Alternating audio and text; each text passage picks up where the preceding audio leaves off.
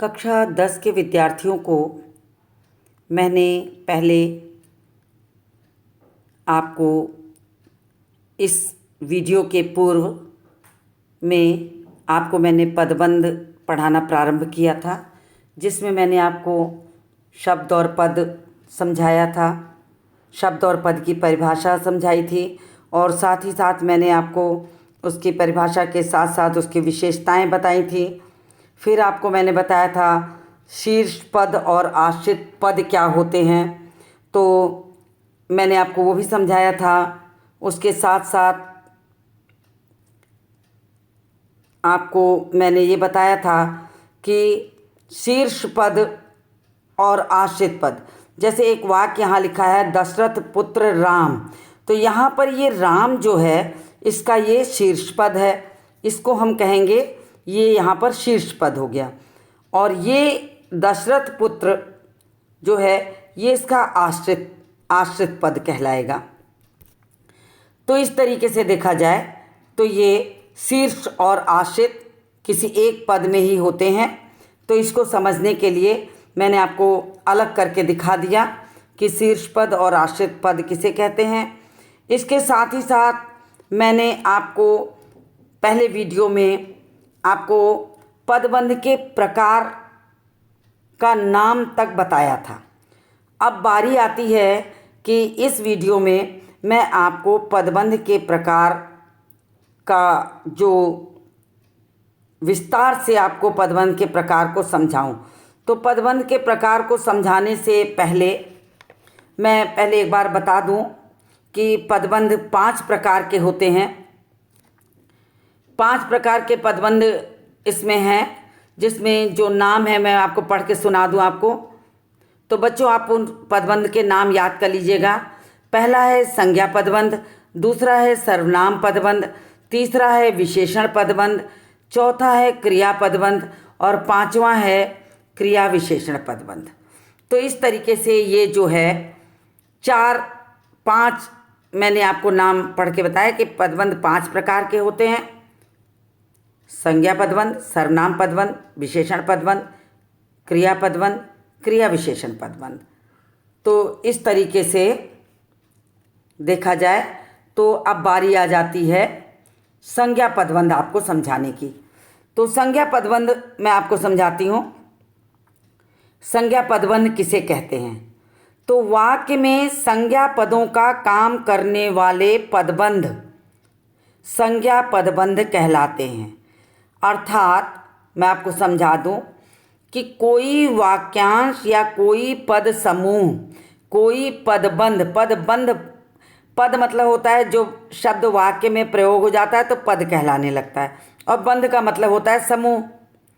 तो जब कोई पद समूह किसी संज्ञा के लिए कार्य करने लगे, सारा वाक्यांश सारा पद समूह किसी संज्ञा के लिए कार्य करने लगता है तो उसे हम संज्ञा पदबंध के नाम से जानते हैं।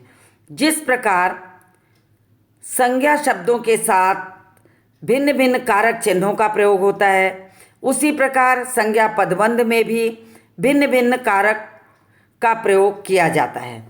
अब मैं आपको संज्ञा पदबंध की पहचान इस वाक्य में आपको बताऊंगी।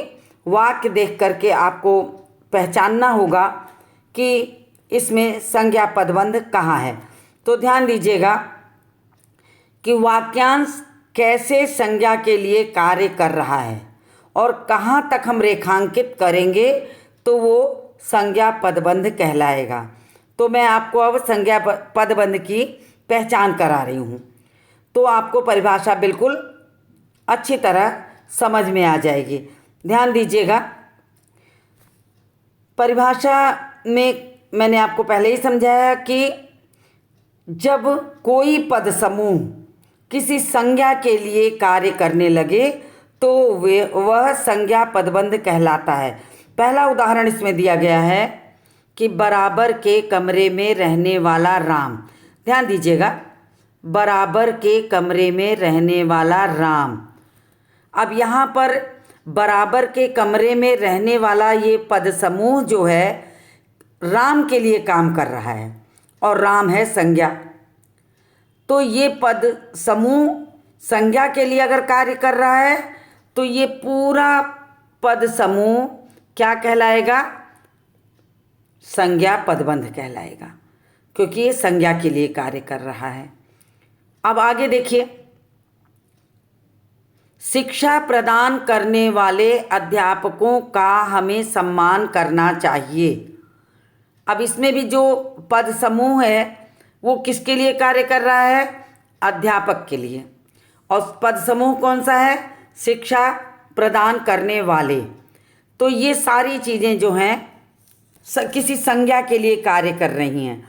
तो शिक्षा प्रदान करने वाले अध्यापकों, यहाँ तक आकर जो समूह बन रहा है उस समूह का नाम हो गया संज्ञा पदबंध, क्योंकि ये वाक्यांश, आगे का वाक्यांश अध्यापक के लिए कार्य कर रहा है। और अगर ये अध्यापक के लिए कार्य कर रहा है, अध्यापक संज्ञा है, तो ये जो समूह बन रहा है वो संज्ञा पदबंध बना। और अगर हम इसको शीर्ष और आश्रित अलग करने को आपको दे दें इस संज्ञा पदबंध में से, तो आपको बता दें कि पहले वाले वाक्य में राम और दूसरे वाले वाक्य में अध्यापक जो है वो आपका क्या है? शीर्ष पद है, शीर्ष। और उसके पहले का जो पद है बराबर के कमरे में रहने वाला और शिक्षा प्रदान करने वाले, ये दोनों ही आपके क्या हो जाएंगे? आश्रित। ये आपके आश्रित हो जाएंगे, आश्रित पदबंध। तो इस तरीके से देखा जाए तो अगर आपको शीर्ष और आश्रित भी अलग करने को दिया जाए तो आप उसे आसानी से अलग कर सकते हैं। अब बारी आती है तीसरे वाक्य की, मैं उसे पढ़ के आपको समझा दूं। प्रतिदिन व्यायाम करने वाले लोग स्वस्थ रहते हैं। प्रतिदिन व्यायाम करने वाले लोग स्वस्थ रहते हैं। और आपको रेखांकित करना है संज्ञा पदबंध। तो आप उस वाक्यांश को, पहले आश्रित वाक्यांश को अलग कर लीजिए। तो आपके आश्रित वाक्यांश क्या हो गया? प्रतिदिन व्यायाम करने वाले, ये आपका बन गया। और काम किसके लिए कर रहा? लोग के लिए। तो लोग क्या हो गया? संज्ञा हो गया। तो ये लोग शीर्ष हो गया और आश्रित हो गया प्रतिदिन व्यायाम करने वाले। तो ये भी संज्ञा के लिए कार्य कर रहा, तो ये संज्ञा पदबंध हो गया। यानी कि ये पूरा पदबंध जो है वो संज्ञा पदबंध हो गया। अब हम चौथा वाक्य पढ़ के आपको समझा देते हैं। चौथा वाक्य है, आगरा में स्थित ताजमहल अत्यंत सुंदर इमारत है। आगरा में स्थित ताजमहल, तो आगरा में स्थित जो है वो आश्रित है। और ये वाक्यांश, ये पद समूह संज्ञा पद ताजमहल के लिए कार्य कर रहा है, इसलिए ताजमहल तक का जो पद है, पद समूह है, इस पद समूह को हम कहेंगे संज्ञा पदबंध। और अब बारी आ जाती है पांचवें वाक्य पे आती हूँ। पांचवा वाक्य आपको समझाती हूँ। दशरथ पुत्र राम ने रावण को मार दिया। अब इसमें आपको अगर मैं दूं कि पदबंध पहचानिए, कौन सा पदबंध है, रेखांकित करिए, तो आपको तुरंत पहचान में आ जाना चाहिए कि दशरथ पुत्र जो पद समूह है, ये पूरा पद समूह काम कर रहा है राम के लिए और राम तक संज्ञा है। तो ये पूरा जो बन रहा है समूह वो क्या बन रहा है? संज्ञा पदबंध। तो इस तरीके से संज्ञा पदबंध की परिभाषा क्या हो गई कि वाक्य में संज्ञा पदों का काम करने वाले पदबंध संज्ञा पदबंध कहलाते हैं। यानी वो वाक्यांश या वो पद समूह जो किसी संज्ञा के लिए कार्य करने लगता है उसे हम संज्ञा पदबंध कहते हैं। तो मैंने आपको ये पांचों वाक्य रेखांकित करके आपको समझा दिया है कि इसमें कौन सा अंश संज्ञा पदबंध है। तो इस तरीके से आपको समझ में आ गया होगा कि, और अगर आपको रेखांकित करने को दिया जाए तो आप इसे भी रेखांकित कर सकते हैं। तो मैंने पदबंध के पहले प्रकार संज्ञा पदबंध को आपको समझाया। अब मैं दूसरा पदबंध आपको समझाऊंगी। दूसरा पदबंध है सर्वनाम पदबंध। अब मैं दूसरा पदबंध समझाने जा रही हूँ, ध्यान से देखिएगा। दूसरा पदबंध जो है वो है सर्वनाम पदबंध। सर्वनाम पदबंध का मतलब हो गया कि वाक्य में सर्वनाम पद का कार्य करने वाले पदबंध सर्वनाम पदबंध कहलाते हैं। ध्यान से सुनिए, वाक्य में सर्वनाम पद का कार्य करने वाले पदबंध सर्वनाम पदबंध कहलाते हैं। अर्थात जब कोई समूह पद वाक्य में सर्वनाम के लिए कार्य कर रहा हो तो वो कौन सा पदबंध होगा? वो बन जाएगा सर्वनाम पदबंध। तो ध्यान दीजिएगा, परिभाषा बिल्कुल सही उतरेगी उदाहरणों में। मैं आपको उदाहरण दे के समझाती हूँ, आप उसको ध्यान से समझिए कि कैसे है। मैं उसे रेखांकित करके आपको दिखाऊंगी कि कहाँ से लेकर कहाँ तक सर्वनाम पदबंध बन रहा है। तो ध्यान दीजिएगा, सर्वनाम पदबंध की परिभाषा हुई कि जब कोई पद समूह किसी सर्वनाम के लिए कार्य करने लगे तो वो सर्वनाम पदबंध हो जाता है। बहुत आसान सी परिभाषा है कि जब कोई पद समूह किसी सर्वनाम के लिए कार्य करने लगे तो उसे हम सर्वनाम पदबंध कहते हैं। ध्यान दीजिएगा, अब मैं आपको रेखांकित करके इसको समझाऊंगी। सर्वनाम पदबंध में मैं समझाती हूँ। पहला उदाहरण है, बाहर से आए हुए छात्रों में कुछ मांसाहारी हैं।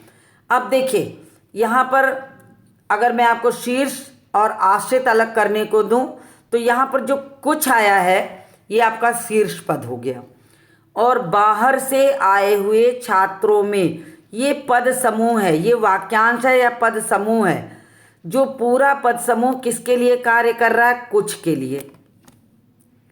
तो कुछ जो है वो सर्वनाम है, तो यहाँ पर कौन सा पदबंध हो गया? यानी कि सर्वनाम पदबंध हो गया।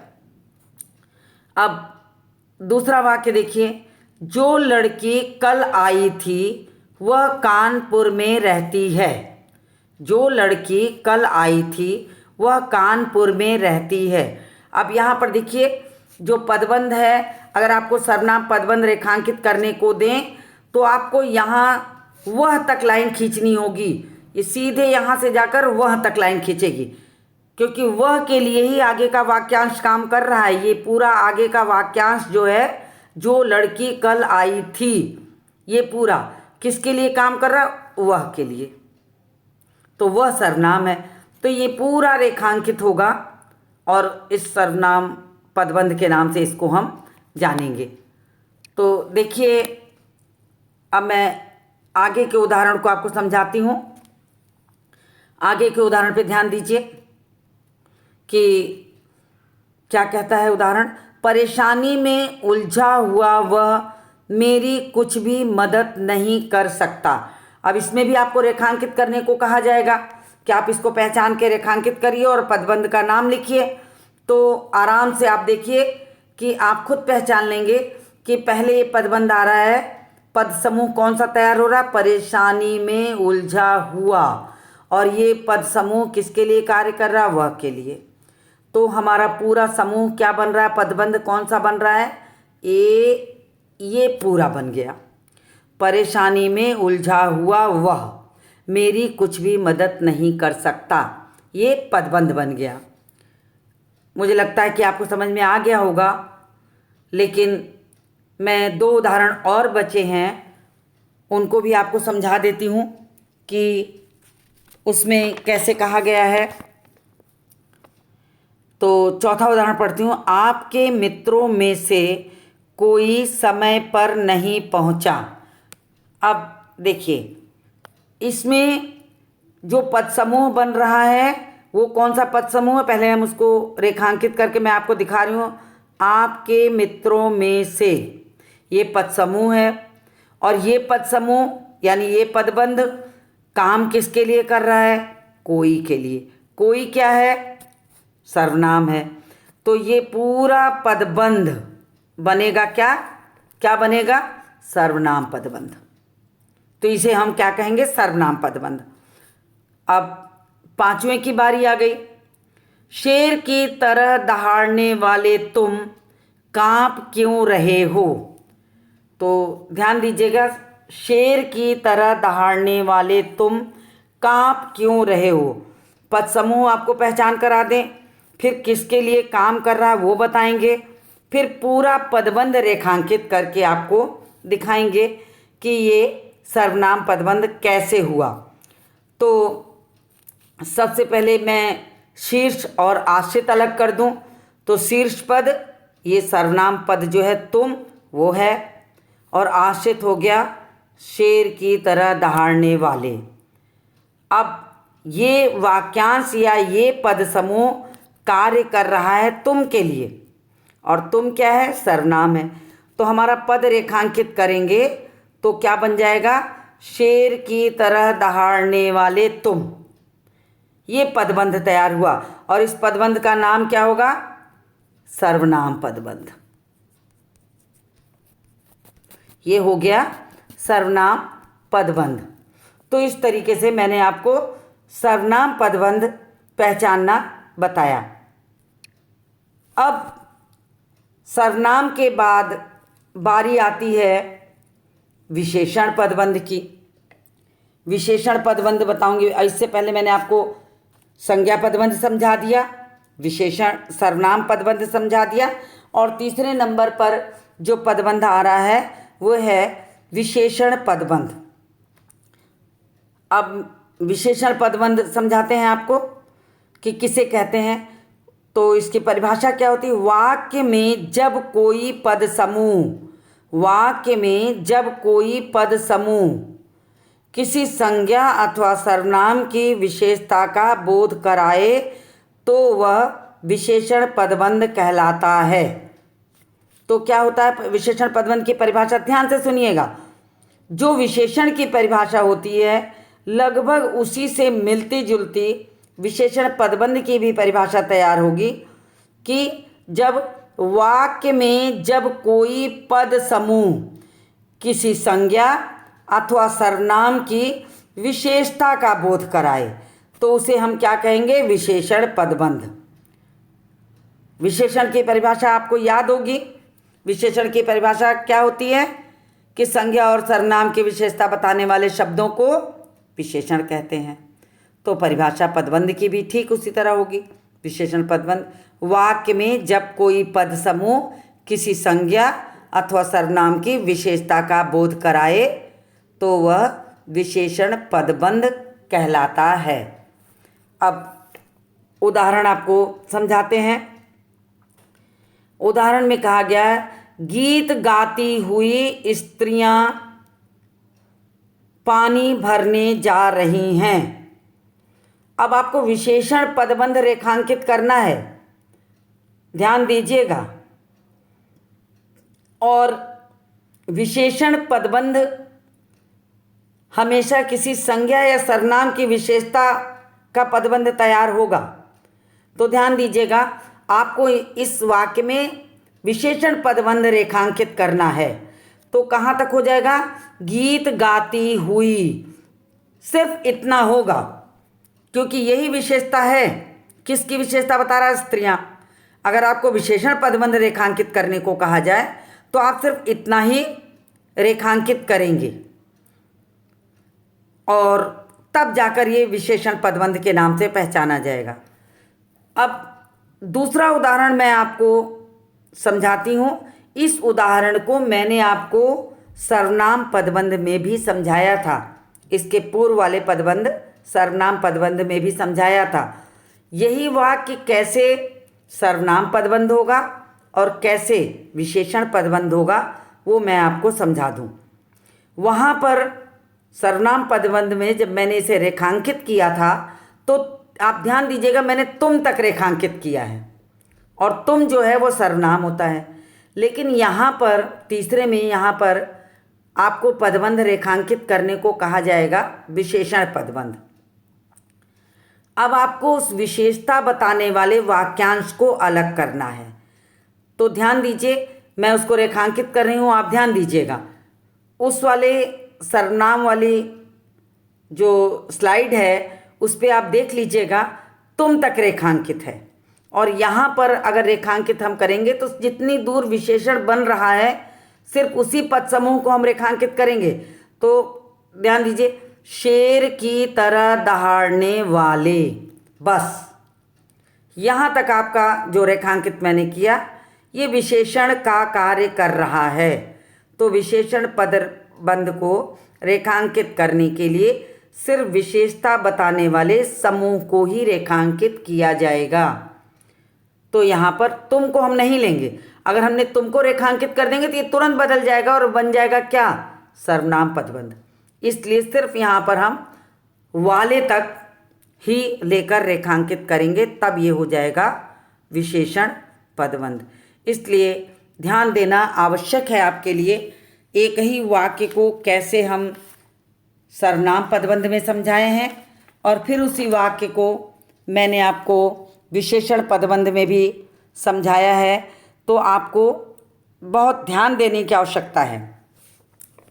अब बारी आती है तीसरे वाक्य में, मैं आपको समझा दूं कि विशेषण पदबंध कहाँ तक है। मैं वाक्य पढ़ती हूँ। दीन दुखियों पर असाधारण दवा दिखाने वाले आप सच्चे देशभक्त हैं। दवा की जगह अगर यहाँ दया कर दें तो ये बहुत अच्छे से आपको समझ में आ जाएगा।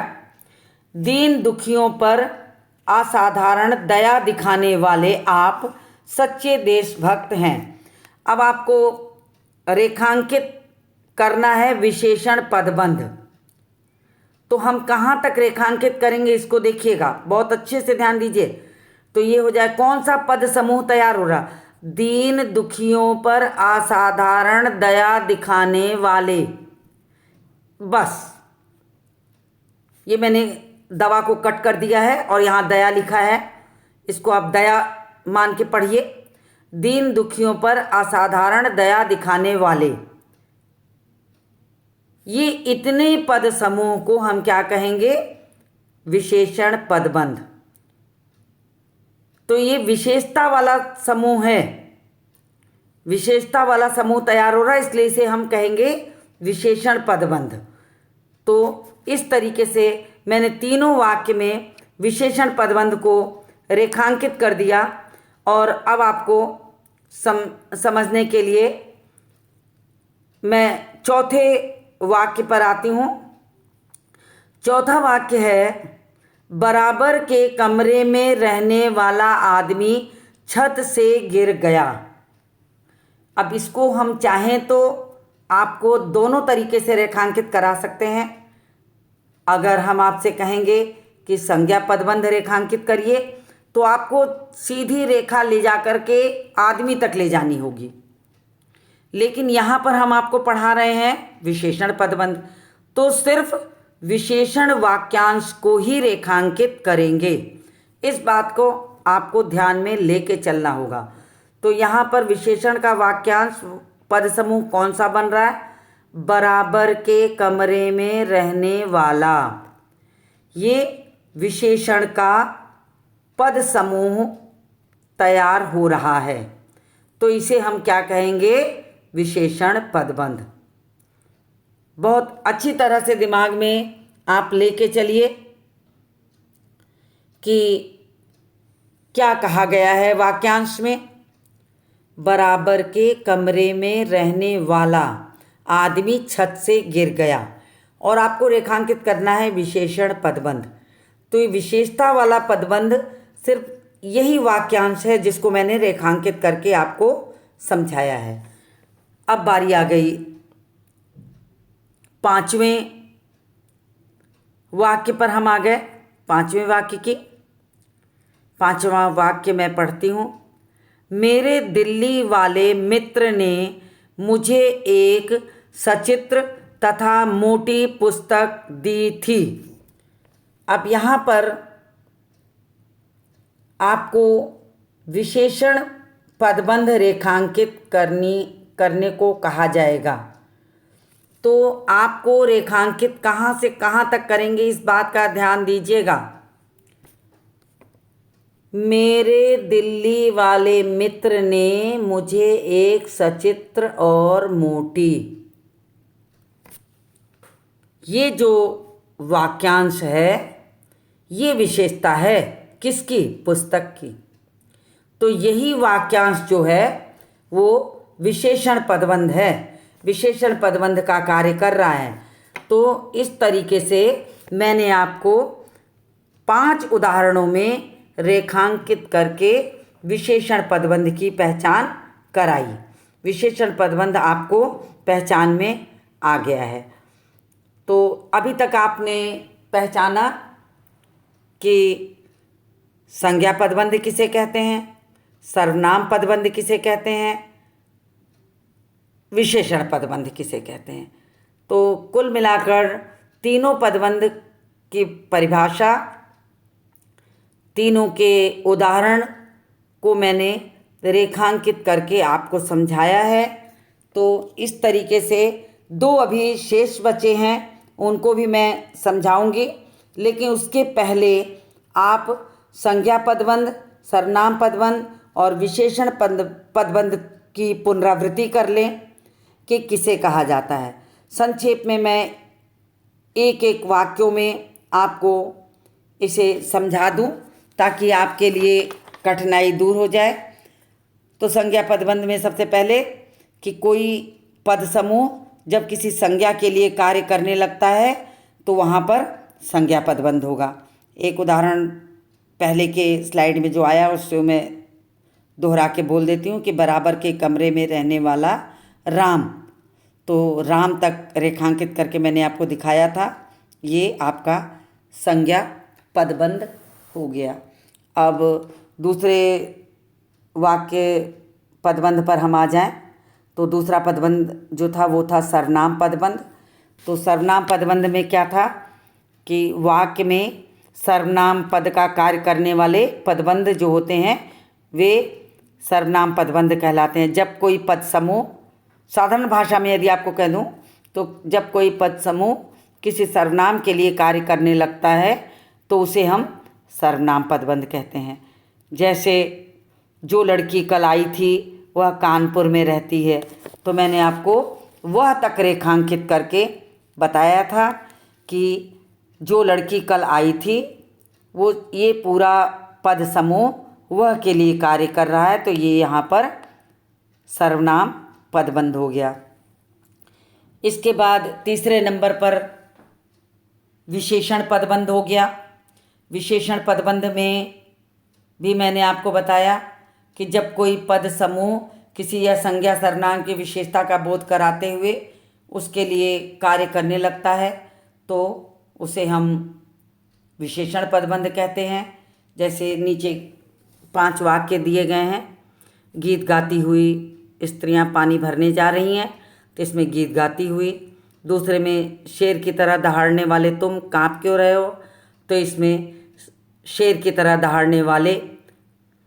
तीसरे में दीन दुखियों पर असाधारण दया दिखाने वाले आप सच्चे देशभक्त हैं, इसमें दीन दुखियों पर असाधारण दया दिखाने वाले, ये विशेषण पदबंध है। फिर चौथे में बराबर के कमरे में रहने वाला आदमी छत से गिर गया में बराबर के कमरे में रहने वाला, यहाँ तक जो है विशेषण पदबंध है। और 5वें में मेरे दिल्ली वाले मित्र ने मुझे एक सचित्र तथा मोटी, यहाँ तक जो पद समूह है वो विशेषण पदबंध है। तो अगर इस तरह देखा जाए तो मुझे उम्मीद है कि पदबंध के भेदों में आपको ये 3 भेद बहुत अच्छी तरह समझ में आ गए होंगे। तो आप इसकी पुनरावृत्ति करें। इसके आगे के भाग को मैं अपने अगले वीडियो में प्रस्तुत करूंगी। तो मैं अगले वीडियो में अब आपसे मिलूँगी। तब तक आप इसकी पुनरावृत्ति करें।